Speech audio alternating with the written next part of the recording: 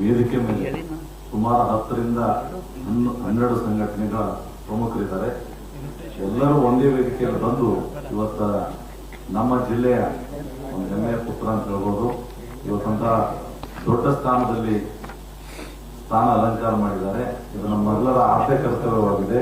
ಯಾವುದೇ ಒಂದು ಲಿಂಗಾಯತ ವ್ಯಕ್ತಿ ಯಾವುದೇ ಒಂದು ದೊಡ್ಡ ಹುದ್ದೆ ಮೇಲೆ ಹೋದ್ರೆ ಅವರಿಗೆ ಇಡೀ ಜಿಲ್ಲೆಯ ಜನರಿಂದ ಒಂದು ಅಭಿನಂದನ ಕೊಡುವಂತ ಕರ್ತವ್ಯ ನಮ್ಮೆಲ್ಲರದಾಗಿದೆ. ಹೀಗಾಗಿ ಇವತ್ತೆಲ್ಲಾ ಸಂಘಟನೆಗಳು ಬೇರೆ ಬೇರೆ ಕಾರ್ಯಕ್ರಮ ಮಾಡ್ತಾ ಇರ್ತೀವಿ.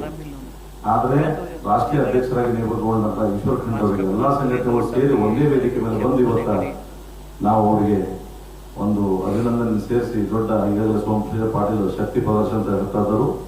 ಶಕ್ತಿ ಪ್ರದರ್ಶನ ಕೂಡ ಇವತ್ತು ನಮ್ಮ ಲಿಂಗಾಯತದ ನಾಟ್ ಓನ್ಲಿ ಲಿಂಗಾಯತ, ಇವತ್ತು ಸಣ್ಣ ಸಣ್ಣ ಲಿಂಗಾಯತದಲ್ಲಿ ಒಳಪಂಗಡಗಳಿವೆ.